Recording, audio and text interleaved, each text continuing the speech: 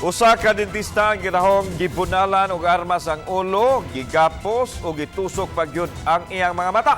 Duha ka wa mailhing mga lalaki ang gitumbok nga mihimo sa krimen sulod mismo sa dental clinic sa biktima nga nahimutang sa barangay Kamputhaw, Dakbayan sa Subo. Samtang gisubay na sa kapulisan ang tanang anggulo sa krimen.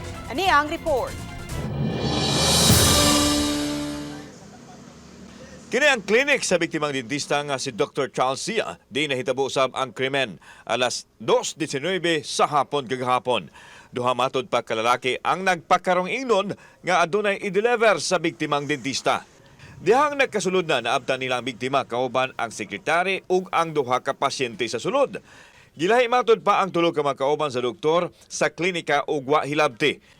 Samtang ang dentista ang gibunalan sa ulo sa wa pa matataw nga kalibre sa armas. Dihang nalipong ang biktima. Dinha na gitusok sa usa sa mga suspek ang mata sa dentista. Human ini nibiya sa crime scene ang mga suspek sakay sa motor. Samtang dali usab nga gidala sa tambalanan ang doktor. Anong gamit ng pagtusok? Based on the interview of the victim, hindi nakita ng victim natin kung anong ginamit na pantusok sa mata niya kasi nabagok na nga siya. Anong sinabi nila?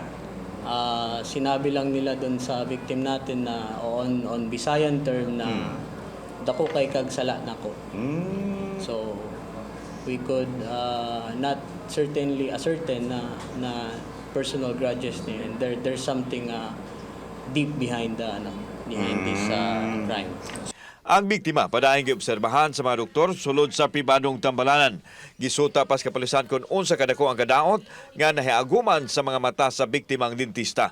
Hinoon ana kini sa luwas nga kahimtang. Based on our query sa doctor is functioning naman siya but we do not know yet kung ang level of functionability ng mata is 100%. Gipadaplin sa kapulisan ang posibilidad nga tulis ang motibo kay wa may nawagtang nga butang. Wa usay plano kuno ang masuspek nga patyon ang dentista kun dili pasakitan lang kini. Usa sa gitan-aw nilang motibo ang personal grudge. Hinoon, giimbestigahan na sa kapulisan ang tanang anggulo sa krimen. Aduna na nakuhang CCTV ang mga investigador apan wa nila ibutyag ang detalye niini. So ang directive sa ato ang mga station commander labi na sa police station 2 na kinahanglang ilaha gyud tutukan kay kini nga mao nga krimen dili ni siya ordinaryo nga krimen kung pwede diha dayon kung ma-identify nila ang suspect magkandak na dayon sila og hot pursuit operation. Giadto sa GMA Regional TV Balitang Bisdak ang klinik sa biktima apan sirado na kini. Dunay kaatbang nga opisina ang klinika apan wa sila masayon sa kalihukan sa biktima ug sa nahitabo. Natatakot. Naglalak naman po kami ng door pag kami lang dito. Wa pa mohatag og pamahayag ang pamilya sa dentista. Kauban si Clover Lumayag, ako si Alan Domingo.